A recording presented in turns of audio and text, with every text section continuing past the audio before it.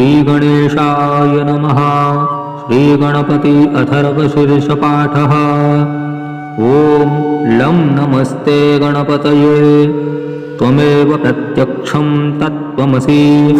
त्वमेव केवलं कर्तासि। त्वमेव केवलं धर्तासि। त्वमेव केवलं हर्तासि।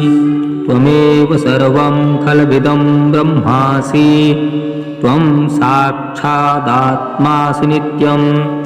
हरितं वच मे सत्यं वच मे अवत्वं माम् अववक्तारम् अवश्रोतारम् अवधातारम् अवधातारम् अवानुचा नमवशिष्यम् अवपश्चात्तात् अवपुरस्तात् अवोत्तरात्तात् अवदक्षिणात्तात् अवचोर्ध्वात्तात् अवाधरात्तात् सर्वतो मां पाहि पाहि समन्तात्। त्वं वाङ्मयस्त्वं चिन्मयः त्वमानन्दमयस्त्वं ब्रह्ममयः। त्वं सच्चिदानन्दाद्वितीयोऽसि। त्वं प्रत्यक्षं ब्रह्मासि। त्वं ज्ञानमयो विज्ञानमयोऽसि। सर्वं जगदिदं त्वत्तो जायते। सर्वं जगदिदं त्वत्तस्तिष्ठति। सर्वं जगदिदं त्वयि लयमेष्यति।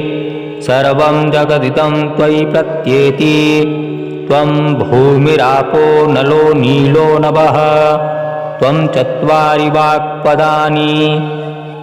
त्वं गुणत्रयातीतः। त्वमवस्थात्रयातीतः। त्वं देहत्रयातीतः। त्वं कालत्रयातीतः। त्वं मूलाधारस्थितोऽसि नित्यम्। त्वं शक्तित्रयात्मकः। त्वां योगिनो ध्यायन्ति नित्यम्। त्वं ब्रह्मा त्वं विष्णुस्त्वं रुद्रस्त्वम् इन्द्रस्त्वम् अग्निस्त्वं वायुस्त्वं सूर्यस्त्वं चन्द्रमास् त्वं ब्रह्मभूर्भुवः स्वरोम्। गणादीन् पूर्वमुच्चार्य वर्णादींस्तदनन्तरम् अनुस्वारः परतरः अर्धेन्दुलसितं तारेण रुद्धम्। एतत्तव मनुस्वरूपम्। गकारः पूर्वरूपम्। अकारो मध्यमरूपम्। अनुस्वारश्चान्त्यरूपम्। बिन्दुरुत्तररूपम्। नादः सन्धानम्। सद्गुहिता सन्धिः। सैषा गणेशविद्या गणकऋषिः। निःसृतगायत्री छन्दः गणपतिर्देवता। ॐ गङ्गणपतये नमः। एकदन्ताय विद्महे वक्रतुण्डाय धीमहि तन्नो दन्ती प्रचोदयात्। एकदन्तं चतुर्हस्तं पाशकं कुशधारिणं रदं च वरदं हस्तैर्बिभ्राणं मूषकध्वजम्। रक्तं लम्बोदरं शूर्पकर्णकं रक्तवाससं। रक्तगन्धानुलिप्ताङ्गं रक्तपुष्पैः सुपूजितं। भक्तानुकम्पिनं देवं जगत्कारणमच्युतम्। आविर्भूतं च सृष्ट्यादौ प्रकृतिः पुरुषात् परम्। एवं ध्यायति यो नित्यं स योगी योगिनां वरः।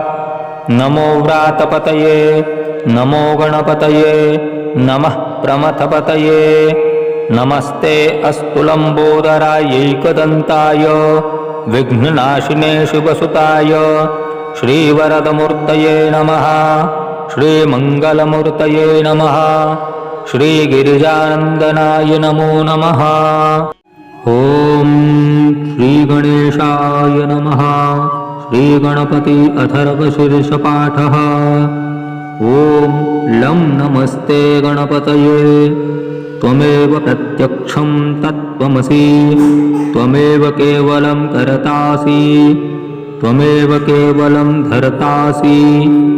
त्वमेव केवलं हर्तासि त्वमेव सर्वं खलविदं ब्रह्मासि त्वं साक्षादात्मासि नित्यं हरितं वच मे सत्यं वच मे अवत्वं माम् अववक्तारम् अवश्रोतारम् अवधातारम् अवधातारम् अवानुचा नमवशिष्यम् अवपश्चात्तात् अवपुरस्तात् अवोत्तरात्तात् अवदक्षिणात्तात् अवचोर्ध्वात्तात् अवाधरात्तात् सर्वतो मां पाहि पाहि समन्तात् त्वं वाङ्मयस्त्वं चिन्मयः त्वमानन्दमयस्त्वं ब्रह्ममयः त्वं सच्चिदानन्दाद्वितीयोऽसि त्वं प्रत्यक्षं ब्रह्मासि त्वं ज्ञानमयो विज्ञानमयोऽसि सर्वं जगदिदं तत्तो जायते सर्वं जगदिदं त्वत्तस्तिष्ठति सर्वं जगदिदं त्वयि लयमेष्यति सर्वं जगदिदं त्वयि प्रत्येति त्वं भूमिरापो नलो नीलो नभः त्वं चत्वारि वाक्पदानि त्वं गुणत्रयातीतः त्वमवस्थात्रयातीतः त्वं देहत्रयातीतः त्वं कालत्रयातीतः त्वं मूलाधारस्थितोऽसि नित्यं त्वं शक्तित्रयात्मकः त्वां योगिनो ध्यायन्ति नित्यं त्वं ब्रह्मा त्वं विष्णुस्त्वं रुद्रस्त्वम् इन्द्रस्त्वम् अग्निस्त्वं वायुस्त्वं सूर्यस्त्वं चन्द्रमास् त्वं ब्रह्मभूर्भुवः स्वरोम् गणादीन् पूर्वमुच्चार्य वर्णादींस्तदनन्तरम् अनुस्वारः परतरः अर्धेन्दुलसितं तारेण रुद्धम् एतत्तव मनुस्वरूपं गकारः पूर्वरूपम् अकारो मध्यमरूपम् अनुस्वारश्चान्त्यरूपम् बिन्दुरुत्तररूपं नादः सन्धानं सद्गूहिता सन्धिः सैषा गणेशविद्या गणकऋषिः निश्चितगायत्री छन्दः गणपतिर्देवता ॐ गङ्गणपतये नमः एकदन्ताय विद्महे वक्रतुण्डाय धीमहि तन्नो दन्ती प्रचोदयात् एकदन्तं चतुर्हस्तं पाशकं कुशधारिणं रदं च वरदं हस्तैर्बिभ्राणं मूषकध्वजम् रक्तं लम्बोदरं शूर्पकर्णकं रक्तवाससं रक्तगन्धानुलिप्ताङ्गं रक्तपुष्पैः सुपूजितं भक्तानुकम्पिनं देवं जगत्कारणमच्युतम् आविर्भूतं च सृष्ट्यादौ प्रकृतिः पुरुषात् परम् एवं ध्यायति यो नित्यं स योगी योगिनां वरः नमो व्रातपतये नमो गणपतये नमः प्रमथपतये नमस्ते अस्तु लम्बोदरायैकदन्ताय विघ्ननाशिने शिवसुताय श्रीवरदमूर्तये नमः श्रीमङ्गलमूर्तये नमः श्रीगिरिजानन्दनाय नमो नमः ॐ श्रीगणेशाय नमः श्रीगणपति अथर्वशीर्षपाठः ॐ लं नमस्ते गणपतये त्वमेव प्रत्यक्षं तत्त्वमसि त्वमेव केवलं कर्तासि त्वमेव केवलं धर्तासि त्वमेव केवलं हर्तासि त्वमेव सर्वं खलविदं ब्रह्मासि त्वं साक्षादात्मासि नित्यं हरितं वच मे सत्यं वच मे अवत्वं माम् अववक्तारम् अवश्रोतारम् अवधातारम् अवानुचा नमवशिष्यम् अवपश्चात्तात् अवपुरस्तात् अवोत्तरात्तात् अवदक्षिणात्तात् अवचोर्ध्वात्तात् अवाधरात्तात् सर्वतो मां पाहि पाहि समन्तात् त्वं वाङ्मयस्त्वं चिन्मयः त्वमानन्दमयस्त्वं ब्रह्ममयः त्वं सच्चिदानन्दाद्वितीयोऽसि त्वं प्रत्यक्षं ब्रह्मासि त्वं ज्ञानमयो विज्ञानमयोऽसि सर्वं जगदिदं त्वत्तो जायते सर्वं जगदिदं त्वत्तस्तिष्ठति सर्वं जगदिदं त्वयि लयमेष्यति सर्वं जगदिदं त्वयि प्रत्येति त्वं भूमिरापो नलो नीलो नभः त्वं चत्वारि वाक्पदानि त्वं गुणत्रयातीतः त्वमवस्थात्रयातीतः त्वं देहत्रयातीतः त्वं कालत्रयातीतः त्वं मूलाधारस्थितोऽसि नित्यं त्वं शक्तित्रयात्मकः त्वां योगिनो ध्यायन्ति नित्यं त्वं ब्रह्मा त्वं विष्णुस्त्वं रुद्रस्त्वं इन्द्रस्त्वं अग्निस्त्वं वायुस्त्वं सूर्यस्त्वं चन्द्रमास् त्वं ब्रह्मभूर्भुवः स्वरों गणादीन् पूर्वमुच्चार्य वर्णादींस्तदनन्तरम् अनुस्वारः परतरः अर्धेन्दुलसितं तारेण रुद्धम् एतत्तव मनुस्वरूपं गकारः पूर्वरूपम् अकारो मध्यमरूपम् अनुस्वारश्चान्त्यरूपं बिन्दुरुत्तररूपं नादः सन्धानं सद्गूहिता सन्धिः सैषा गणेशविद्या गणकऋषिः निःसृद्गायत्री छन्दः गणपतिर्देवता ॐ गङ्गणपतये नमः एकदन्ताय विद्महे वक्रतुण्डाय धीमहि तन्नो दन्ती प्रचोदयात् एकदन्तं चतुर्हस्तं पाशकं कुशधारिणं रदं च वरदं हस्तैर्बिभ्राणं मूषकध्वजम् रक्तं लम्बोदरं शूर्पकर्णकं रक्तवाससं रक्तगन्धानुलिप्ताङ्गं रक्तपुष्पैः सुपूजितं भक्तानुकम्पिनं देवं जगत्कारणमच्युतम् आविर्भूतं च सृष्ट्यादौ प्रकृतिः पुरुषात् परम् एवं ध्यायति यो नित्यं स योगी योगिनां वरः नमो व्रातपतये नमो गणपतये नमः प्रमथपतये नमस्ते अस्तु लम्बोदरायैकदन्ताय विघ्ननाशिने शिवसुताय श्रीवरदमूर्तये नमः श्रीमङ्गलमूर्तये नमः श्रीगिरिजानन्दनाय नमो नमः ॐ श्रीगणेशाय नमः श्रीगणपति अथर्वशीर्षपाठः ॐ लं नमस्ते गणपतये त्वमेव प्रत्यक्षं तत्त्वमसि त्वमेव केवलं कर्तासि त्वमेव केवलं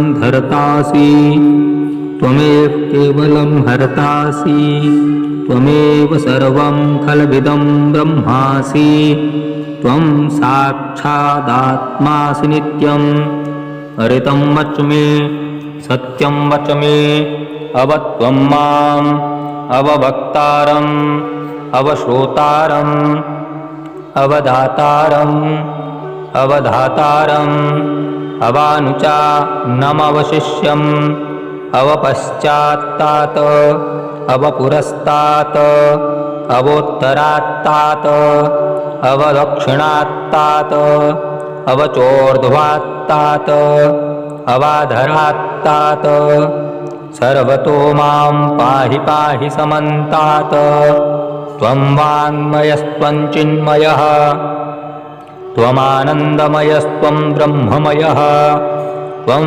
सच्चिदानन्दाद्वितीयोऽसि त्वं प्रत्यक्षं ब्रह्मासि त्वं ज्ञानमयो विज्ञानमयोऽसि सर्वं जगदिदं त्वत्तो जायते सर्वं जगदिदं त्वत्तस्तिष्ठति सर्वं जगदिदं त्वयि लयमेष्यति सर्वं जगदिदं त्वयि प्रत्येति त्वं भूमिरापो नलो नीलो नभः त्वं चत्वारि वाक्पदानि त्वं गुणत्रयातीतः त्वमवस्थात्रयातीतः त्वं देहत्रयातीतः त्वं कालत्रयातीतः त्वं मूलाधारस्थितोऽसि नित्यं त्वं शक्तित्रयात्मकः त्वां योगिनो ध्यायन्ति नित्यं त्वं ब्रह्मा त्वं विष्णुस्त्वं रुद्रस्त्वम् इन्द्रस्त्वम् अग्निस्त्वं वायुस्त्वं सूर्यस्त्वं चन्द्रमास् त्वं ब्रह्मभूर्भुवः स्वरों गणादीन् पूर्वमुच्चार्य वर्णादींस्तदनन्तरम् अनुस्वारः परतरः अर्धेन्दुलसितं तारेण रुद्धम् एतत्तव मनुस्वरूपं गकारः पूर्वरूपम् अकारो मध्यमरूपम् अनुस्वारश्चान्त्यरूपम् बिन्दुरुत्तररूपं नादः सन्धानं सद्गुहिता सन्धिः सैषा गणेशविद्या गणकऋषिः निःसृद्गायत्री छन्दः गणपतिर्देवता ॐ गङ्गणपतये नमः एकदन्ताय विद्महे वक्रतुण्डाय धीमहि तन्नो दन्ती प्रचोदयात् एकदन्तं चतुर्हस्तं पाशकं कुशधारिणं रदं च वरदं हस्तैर्बिभ्राणं मूषकध्वजं रक्तं लम्बोदरं शूर्पकर्णकं रक्तवाससं रक्तगन्धानुलिप्ताङ्गं रक्तपुष्पैः सुपूजितं भक्तानुकम्पिनं देवं जगत्कारणमच्युतम् आविर्भूतं च सृष्ट्यादौ प्रकृतिः पुरुषात् परम् एवं ध्यायति यो नित्यं स योगी योगिनां वरः नमो व्रातपतये नमो गणपतये नमः प्रमथपतये नमस्ते अस्तु लम्बोदरायैकदन्ताय विघ्ननाशिने शिवसुताय श्रीवरदमूर्तये नमः श्रीमङ्गलमूर्तये नमः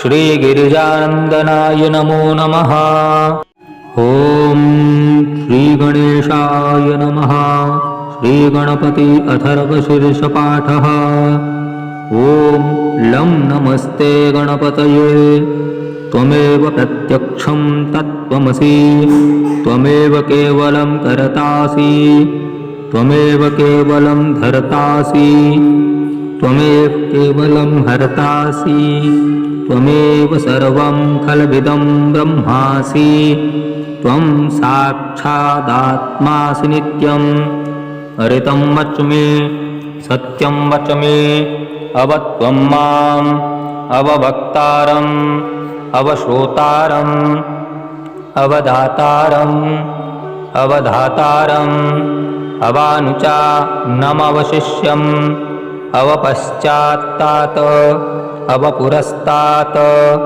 अवोत्तरात्तात् अवदक्षिणात्तात् अवचोर्ध्वात्तात् अवाधरात्तात् सर्वतो मां पाहि पाहि समन्तात् त्वं वाङ्मयस्त्वं चिन्मयः त्वमानन्दमयस्त्वं ब्रह्ममयः त्वं सच्चिदानन्दाद्वितीयोऽसि त्वं प्रत्यक्षं ब्रह्मासि त्वं ज्ञानमयो विज्ञानमयोऽसि सर्वं जगदिदं त्वत्तो जायते सर्वं जगदिदं त्वत्तस्तिष्ठति सर्वं जगदिदं त्वयि लयमेष्यति सर्वं जगदिदं त्वयि प्रत्येति त्वं भूमिरापो नलो नीलो नभः त्वं चत्वारि वाक्पदानि त्वं गुणत्रयातीतः त्वमवस्थात्रयातीतः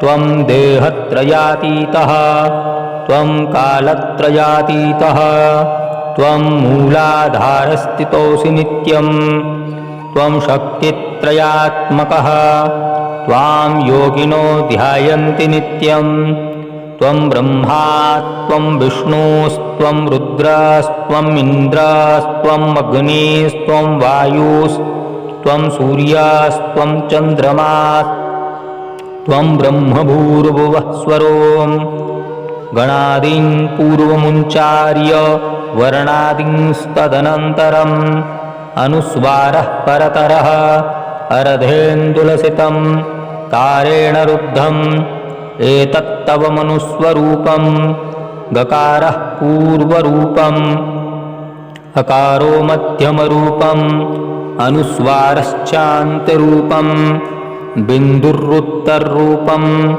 नादः सन्धानं सद्गूहिता सन्धिः सैषा गणेशविद्या गणकऋषिः निश्चितगायत्री छन्दः गणपतिर्देवता ॐ गङ्गणपतये नमः एकदन्ताय विद्महे वक्रतुण्डाय धीमहि तन्नो दन्ती प्रचोदयात् एकदन्तं चतुर्हस्तं पाशकं कुशधारिणं रदं च वरदं हस्तैर्बिभ्राणं मूषकध्वजं रक्तं लम्बोदरं शूर्पकर्णकं रक्तवाससं रक्तगन्धानुलिप्ताङ्गं रक्तपुष्पैः सुपूजितं भक्तानुकम्पिनं देवं जगत्कारणमच्युतम् आविर्भूतं च सृष्ट्यादौ प्रकृतिः पुरुषात् परम् एवं ध्यायति यो नित्यं स योगी योगिनां वरः नमो व्रातपतये नमो गणपतये नमः प्रमथपतये नमस्ते अस्तु लम्बोदरायैकदन्ताय विघ्ननाशिने शिवसुताय श्रीवरदमूर्तये नमः श्रीमङ्गलमूर्तये नमः श्रीगिरिजानन्दनाय नमो नमः ॐ श्रीगणेशाय नमः श्रीगणपति अथर्वशीर्षपाठः ॐ लं नमस्ते गणपतये त्वमेव प्रत्यक्षं तत्त्वमसि त्वमेव केवलं कर्तासि त्वमेव केवलं धर्तासि त्वमेव केवलं हर्तासि त्वमेव सर्वं खल्विदं ब्रह्मासि त्वं साक्षादात्मासि नित्यं हरितं वच मे सत्यं वच मे अवत्वं माम् अवभक्तारम् अवश्रोतारम् अवधातारम् अवधातारम् अवानुचा नमवशिष्यम् अवपश्चात्तात् अवपुरस्तात् अवोत्तरात्तात् अवदक्षिणात्तात् अवचोर्ध्वात्तात् अवाधरात्तात् सर्वतो मां पाहि पाहि समन्तात् त्वं वाङ्मयस्त्वं चिन्मयः त्वमानन्दमयस्त्वं ब्रह्ममयः त्वं सच्चिदानन्दाद्वितीयोऽसि त्वं प्रत्यक्षं ब्रह्मासि त्वं ज्ञानमयो विज्ञानमयोऽसि सर्वं जगदिदं त्वत्तो जायते सर्वं जगदिदं त्वत्तस्तिष्ठति सर्वं जगदिदं त्वयि लयमेष्यति सर्वं जगदिदं त्वयि प्रत्येति त्वं भूमिरापो नलो नीलो नभः त्वं चत्वारि वाक्पदानि त्वं गुणत्रयातीतः त्वमवस्थात्रयातीतः त्वं देहत्रयातीतः त्वं कालत्रयातीतः त्वं मूलाधारस्थितोऽसि नित्यं त्वं शक्तित्रयात्मकः त्वां योगिनो ध्यायन्ति नित्यं त्वं ब्रह्मा त्वं विष्णुस्त्वं रुद्रस्त्वम् इन्द्रस्त्वम् अग्निस्त्वं वायुस्त्वं सूर्यस्त्वं चन्द्रमास् त्वं ब्रह्मभूर्भुवः स्वरोम् गणादीन् पूर्वमुच्चार्य वर्णादींस्तदनन्तरम् अनुस्वारः परतरः अर्धेन्दुलसितं तारेण रुद्धम् एतत्तव मनुस्वरूपं गकारः पूर्वरूपम् अकारो मध्यमरूपम् अनुस्वारश्चान्त्यरूपम् बिन्दुरुत्तररूपम् नादः सन्धानम् सद्गूहिता सन्धिः सैषा गणेशविद्या गणकऋषिः निःसृद्गायत्री छन्दः गणपतिर्देवता ॐ गङ्गणपतये नमः। एकदन्ताय विद्महे वक्रतुण्डाय धीमहि तन्नो दन्ती प्रचोदयात्। एकदन्तं चतुर्हस्तं पाशकं कुशधारिणं रदं च वरदं हस्तैर्बिभ्राणं मूषकध्वजं रक्तं लम्बोदरं शूर्पकर्णकं रक्तवाससं रक्तगन्धानुलिप्ताङ्गं रक्तपुष्पैः सुपूजितं भक्तानुकम्पिनं देवं जगत्कारणमच्युतम् आविर्भूतं च सृष्ट्यादौ प्रकृतिः पुरुषात् परम् एवं ध्यायति यो नित्यं स योगी योगिनां वरः। नमो व्रातपतये नमो गणपतये नमः प्रमथपतये नमस्ते अस्तु लम्बोदरायैकदन्ताय विघ्ननाशिने शिवसुताय श्रीवरदमूर्तये नमः। श्रीमङ्गलमूर्तये नमः। श्रीगिरिजानन्दनाय नमो नमः। ॐ श्रीगणेशाय नमः। श्रीगणपति अथर्वशीर्षपाठः। ॐ लं नमस्ते गणपतये त्वमेव प्रत्यक्षं तत्त्वमसि त्वमेव केवलं कर्तासि त्वमेव केवलं धर्तासि त्वमेव केवलं हर्तासि त्वमेव सर्वं खल्विदं ब्रह्मासि त्वं साक्षादात्मासि नित्यं हरितं वच मे सत्यं वच मे अवत्वं माम् अववक्तारम् अवश्रोतारम् अवधातारम् अवधातारम् अवानुचा नमवशिष्यम् अवपश्चात्तात् अवपुरस्तात् अवोत्तरात्तात् अवदक्षिणात्तात् अवचोर्ध्वात्तात् अवाधरात्तात् सर्वतो मां पाहि पाहि समन्तात् त्वं वाङ्मयस्त्वं चिन्मयः त्वमानन्दमयस्त्वं ब्रह्ममयः त्वं सच्चिदानन्दाद्वितीयोऽसि त्वं प्रत्यक्षं ब्रह्मासि त्वं ज्ञानमयो विज्ञानमयोऽसि सर्वं जगदिदं त्वत्तो जायते सर्वं जगदिदं त्वत्तस्तिष्ठति सर्वं जगदिदं त्वयि लयमेष्यति सर्वं जगदिदं त्वयि प्रत्येति त्वं भूमिरापो नलो नीलो नभः त्वं चत्वारि वाक्पदानि त्वं गुणत्रयातीतः त्वमवस्थात्रयातीतः त्वं देहत्रयातीतः त्वं कालत्रयातीतः त्वं मूलाधारस्थितोऽसि नित्यं त्वं शक्तित्रयात्मकः त्वां योगिनो ध्यायन्ति नित्यं त्वं ब्रह्मा त्वं विष्णुस्त्वं रुद्रस्त्वम् इन्द्रस्त्वम् अग्निस्त्वं वायुस्त्वं सूर्यस्त्वं चन्द्रमास् त्वं ब्रह्मभूर्भुवः स्वरोम् गणादीन् पूर्वमुच्चार्य वर्णादींस्तदनन्तरम् अनुस्वारः परतरः अर्धेन्दुलसितं तारेण रुद्धम् एतत्तव मनुस्वरूपं गकारः पूर्वरूपम् अकारो मध्यमरूपम् अनुस्वारश्चान्त्यरूपम् बिन्दुरुत्तररूपम् नादः सन्धानम् सद्गूहिता सन्धिः सैषा गणेशविद्या गणकऋषिः निःसृद्गायत्री छन्दः गणपतिर्देवता ॐ गङ्गणपतये नमः।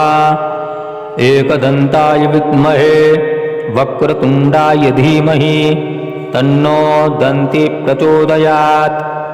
एकदन्तं चतुर्हस्तं पाशकं कुशधारिणं रदं च वरदं हस्तैर्बिभ्राणं मूषकध्वजम् रक्तं लम्बोदरं शूर्पकर्णकं रक्तवाससं रक्तगन्धानुलिप्ताङ्गं रक्तपुष्पैः सुपूजितम् भक्तानुकम्पिनं देवं जगत्कारणमच्युतम् आविर्भूतं च सृष्ट्यादौ प्रकृतिः पुरुषात् परम् एवं ध्यायति यो नित्यं स योगी योगिनां वरः।